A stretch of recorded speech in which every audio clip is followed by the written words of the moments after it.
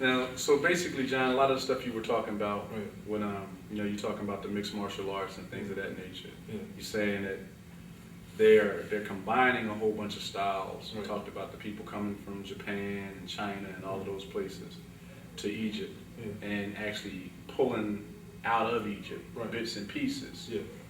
So, what are you saying? Is it like that? Egypt. What's actually depicted on those walls in Egypt? Well, what's depicted on those walls in Egypt is a complete style, complete system, fully complete, fully strategized. Everything that goes into the anything that can go into a human movement in a situation of your jiu-jitsu, of your judo, of your kickboxing, of your karate. It is a complete style system that is together.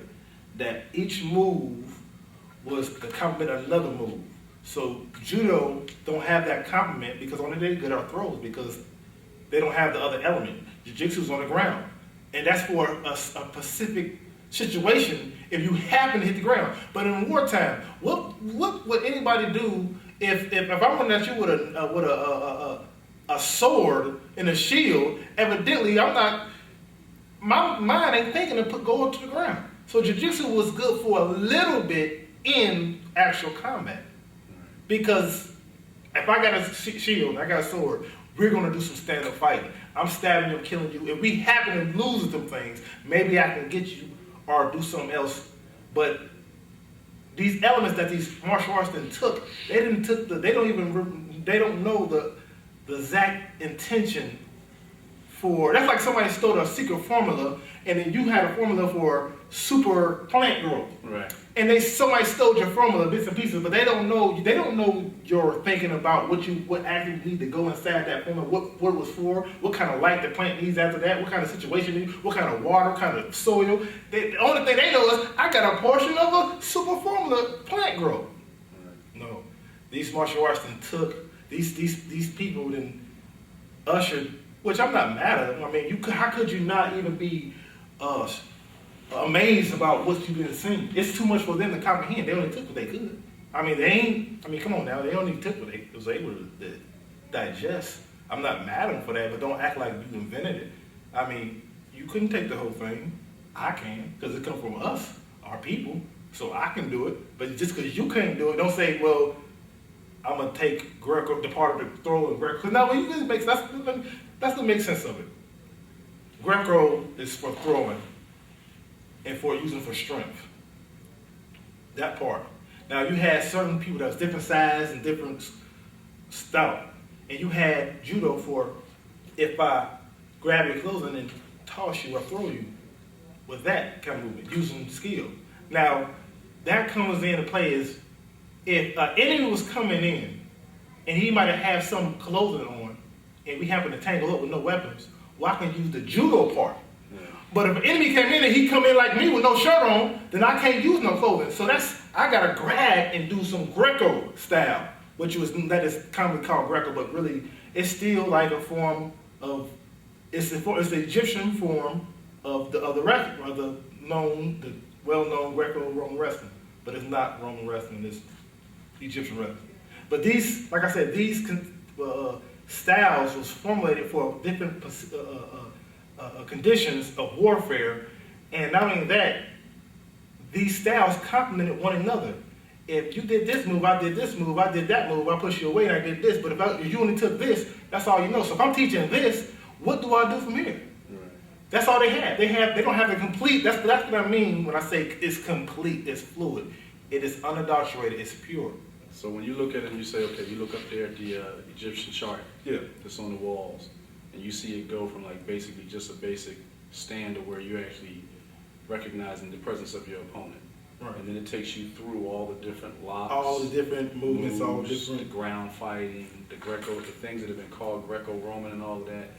There's moves there that are so sufficient and so deadly, they don't even have inside these prides or UFC. It'd be too fast. They already want to give a 5. Now, now they already putting in rounds and time limits and different things. And so there's certain movements in the Egyptian martial art hieroglyphic wall that are so unbelievable, sufficient. Some of the greatest of the greats of the jiu-jitsu artists couldn't even do anything with these grapplers. So you're saying it's like basically, I mean, because if it's all depicted, say, on the hieroglyphic walls, Yes. it encompasses all of the styles of fighting that are out there that are known. Right. And then basically there are things on that wall that are not even being taught. Right. So it's like, it's unknown, Exactly. but it's not really unknown. It's Right. just unknown to us. Unknown to It's the people. unknown to people. Right. So like when you get these, like say the Romans came in and they took out the throws. The throws. Okay. Now they didn't say we got this from Egypt. They said this is Greco-Roman fighting. Right. And actually they did say that, but it just ain't been taught that they said that. Okay. Because they know that they was out friends at one point in time in history, but it's not being taught that's where it came from. Okay, so basically then you start getting into political stuff now, Right. you know, power issues, Right. acknowledging the accomplishments or contributions from Right. certain groups of people, Right. obscuring the contributions of others. So basically again, it's like you going back, so what you're doing is you're not actually presenting anything new. You're just showing what already was. Right. And giving credit to whom credit's due. Exactly. That's all you can do. I mean, this was here before me. It's going to continue to be here before me. And if I'm blessed enough to be able to have a part in this and be able to have known about this and know that the original martial arts style is a more complete, fluent style, and it only would have to be, then yeah, I mean, you couldn't. Why would you want to claim that as your own? I feel like if you do that, then you're going to stop yourself from growing because you're going to think that all you have is all you have. So there's no other chapter.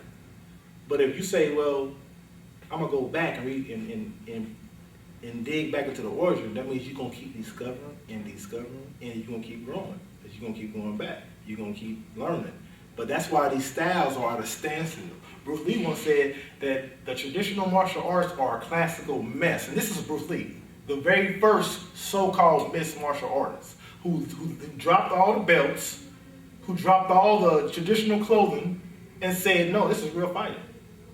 So one of the best martial artists, one of the popular known around the world, said the traditional martial arts around, he said all of them is a classical mess, and they hated him for it because they bought into the system. So these systems are still at a standstill because they still claiming to be, this is my style, this is it. Instead of saying, you know what, I like this style, karate's cool, but let's go back and see where karate originated. Let's see if we can get some more. Maybe the original teachers that taught this left some out. Let's go back. See, now then they can get better. They can learn and they can progress. They can keep going forward. But that's why a lot of these there's different guys that come in here, do karate, Shotokan, Taekwondo, boxers that come in here and try to challenge me, and they quickly find out that there's bits and pieces that they know is missing when they come down here and try to pull that off against me. They know.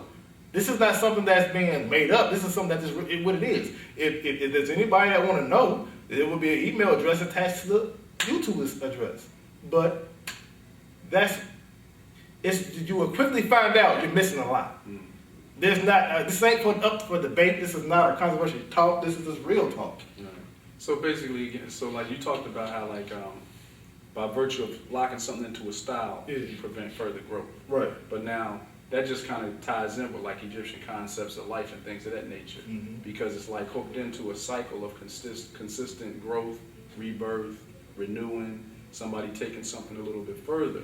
So it's like even today, even though the hieroglyphics that the Egyptians that were in Africa put on the walls, and I mean within that, the confines of those walls, you're saying that you can see the evidence of all the styles that are known among all cultures and all races of people. Yes. But at the same time, because it's an Egyptian thing, and the hieroglyphics were like basically, they were given a historical account of where they came from, where they were, and then it was like they were continuing to move because it was people in motion. Right.